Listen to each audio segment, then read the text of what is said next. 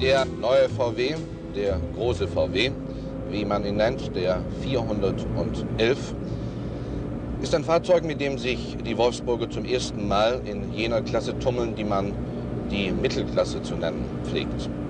Größer und teurer als alle anderen VW vor ihm hat er nun plötzlich Ansprüche gestellt, von denen man hofft, dass er sie auch erfüllt.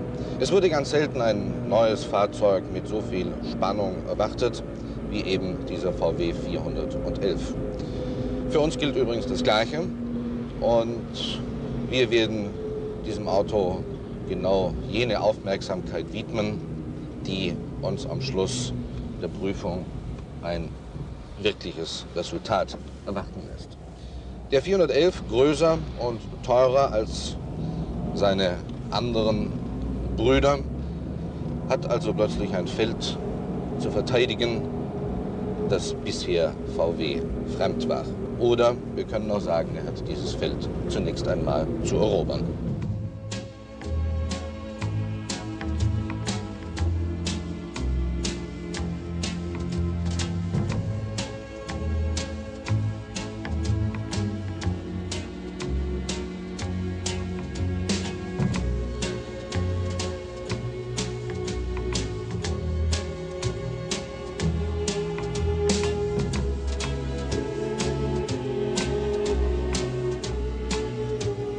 Selbst wenn man es nicht wüsste, dieser 411 kann nur ein Kind aus Wolfsburg sein. Für diese Behauptung gibt es die verschiedensten positiven wie negativen Beweise.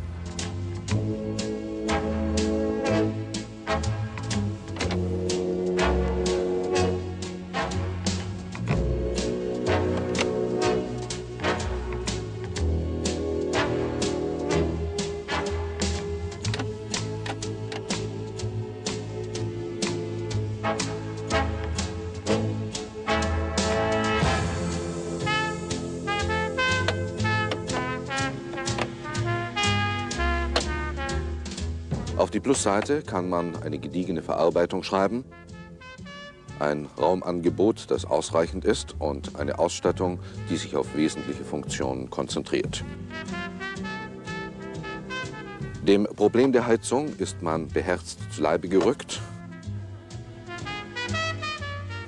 Es steht jetzt auch genügend Kofferraum zur Verfügung. Andere Wagen der gleichen Kategorie haben zwar mehr Platz für Gepäck, trotzdem kann man mit der Lösung beim 411 zufrieden sein.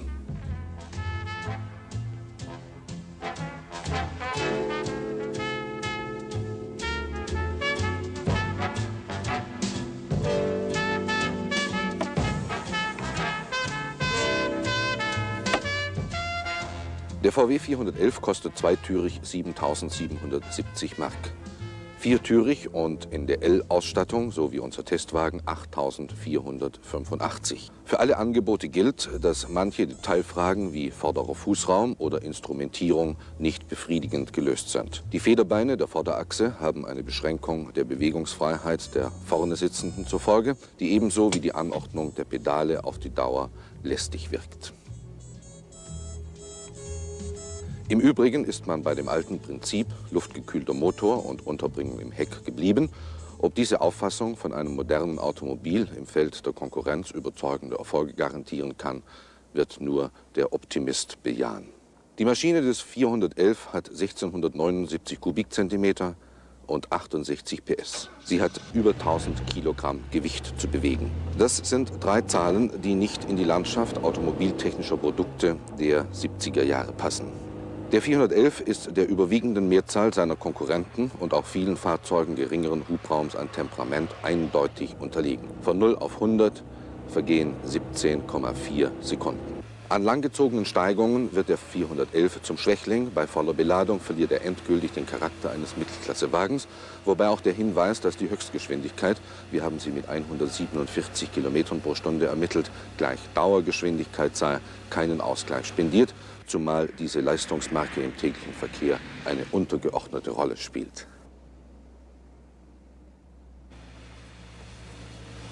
In winterlicher Umgebung ist der 411 ein zuverlässiger und guter Partner. Kältetest, minus 15 Grad.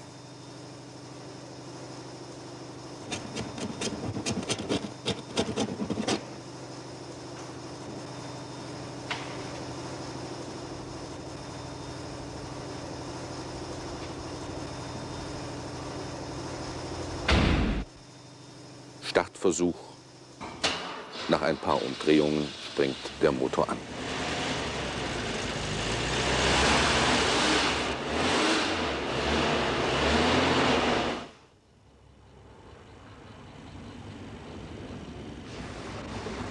Auch überschwemmte Straßen braucht man keineswegs zu fürchten.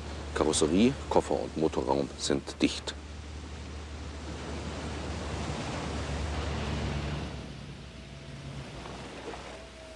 Aber andere Naturgewalten können Probleme schaffen. Wind. Der 411 reagiert genauso wie seine anderen Kollegen aus Wolfsburg auf jede Böe heftig. Es ist offenbar nicht gelungen, die Einflüsse von Seitenwind auf ein durchschnittliches Maß zu senken.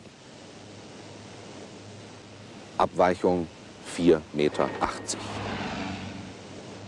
Mit der Installierung einer modernen Schräglenker-Hinterachse und einer ebenfalls dem heutigen Stand der Technik entsprechenden Vorderachskonstruktion haben sich die Techniker aus Wolfsburg moderner Möglichkeiten eines vernünftigen Fahrwerks bedient, ohne allerdings die Nachteile eines kurzen Radstandes und der hohen Heckbelastung vollkommen zu beseitigen.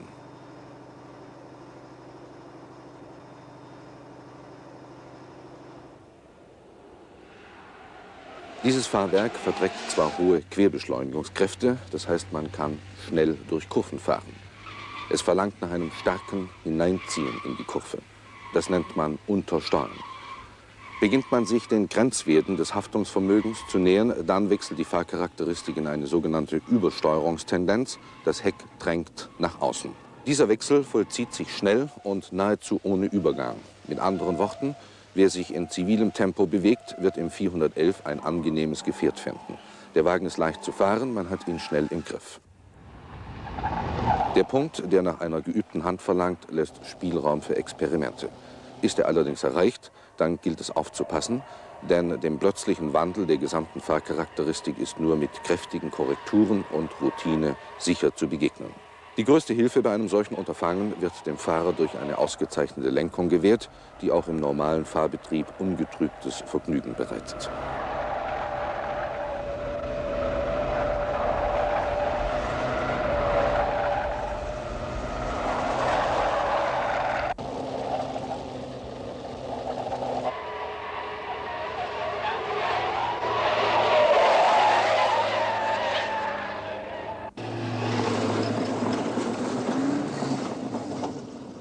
Auf schlechten Wegstrecken benimmt sich der 411 vorbildlich, wobei es ihm ziemlich gleichgültig ist, ob er mit kurzen oder langen Fahrbahunebenheiten konfrontiert wird.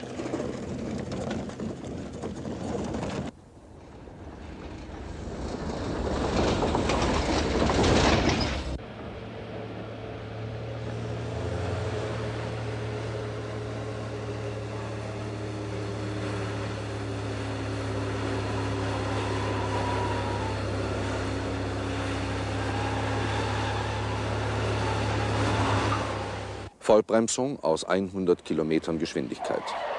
Die Bremsen arbeiten einwandfrei, der Wagen hält die Spur. Um hohe Verzögerungswerte zu erreichen, bedarf es allerdings eines besonders kräftigen Pedaldrucks.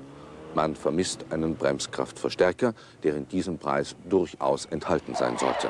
Der Wagen kommt aus 100 Kilometern Geschwindigkeit in 50 Metern und 20 Zentimetern zum Stand.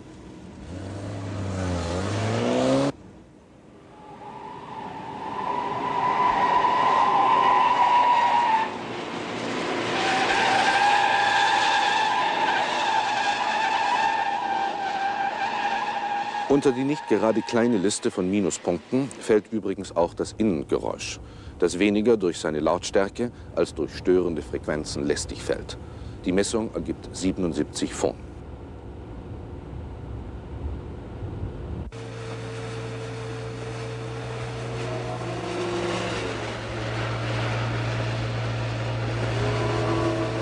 Obwohl der 411 mit einer Gesamtlänge von 4.525 mm 30 cm mehr Raum beansprucht als beispielsweise ein Fiat 125, zeichnet sich der Wagen durch bemerkenswerte Handlichkeit aus, die sich vor allen Dingen im Stadtverkehr und durch leichte Manövrierbarkeit bemerkbar macht. Der Wendekreis selbst allerdings mit 11,80 Meter ist überdurchschnittlich groß. Was verbraucht nun dieser 411? In der Stadt müssen Sie rechnen mit 11,8 bis 13,8 Liter pro 100 Kilometer.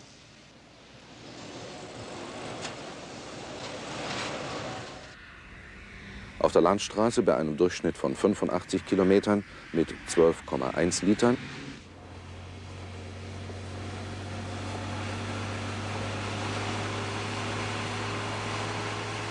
Autobahndurchschnitt 100 Kilometer 10,4.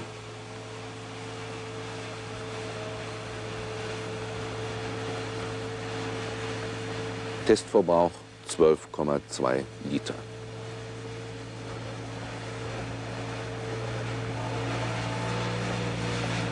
Der Tank fasst 50 Liter und ermöglicht eine Non-Stop-Fahrt von ca. 400 Kilometern. Betrachten wir zum Abschluss noch die feststehenden Kosten des VW 411. Wie immer ohne Garagenmieten oder Reparaturen. Steuer im Jahr 244,80 Mark. Versicherung ca. 546 Mark. Testverbrauch 12,2 Liter. Das ergibt bei einer Jahresleistung von 20.000 Kilometern 12 Pfennig pro Kilometer.